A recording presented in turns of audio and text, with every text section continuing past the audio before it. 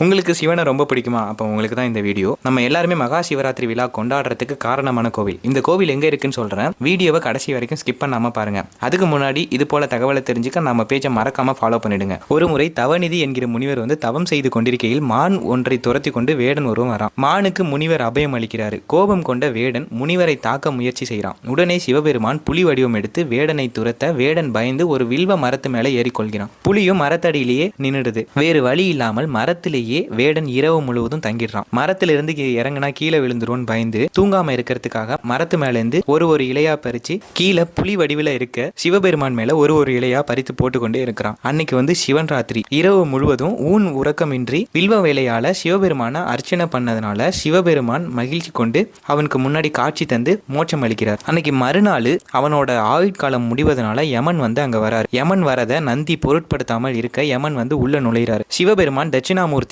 கையில கோலை ஏந்திக்கிட்டு யமனை விரட்டுறாரு. நந்தி மேல கோபம் கொண்ட சிவபெருமானுக்கு பயந்து நந்தி திரும்பி தன்னோட மூச்சால யமனை கட்டுப்படுத்தி அந்த வாயிலேயே நிக்க வச்சிடறாரு. அதுக்கப்புறமா யமன் சிவபெருமானை வணங்கி மன்னிப்பு கேட்க சிவபெருமான் யமனை விட்டுடுறாரு. இந்த கோவில்ல இருக்க இறைவன் சுயம்பு மூர்த்தியா காட்சி அளிக்கிறாரு. இந்த கோவில் தேவார பாடல் பெற்ற 274 தலங்கள இந்த கோவிலும் ஒண்ணு. இந்த கோவில்ல இருக்கக்கூடிய சுவாமியோட பெயர் வில்வவனேஸ்வரர், அம்பிகை வளைக்கை நாயகி. இந்த கோவிலுக்கு எப்படி போகணும்னு பாத்தீங்கன்னா கும்பகோணத்திலிருந்து திருவையாறு போற வழியில 18 கிலோமீட்டர் தொலைவில் அமைந்திருக்கக்கூடிய திருவைக்காவூர் ஊர்ல தான் இந்த கோவில் அமைந்திருக்கு. இந்த வீடியோ பிடிச்சிருந்துச்சுன்னா லைக் பண்ணுங்க. சிவனை பிடிக்கிற உங்க ஃப்ரெண்ட்ஸ்க்கு மறக்காம ஷேர் பண்ணி விட்டுருங்க.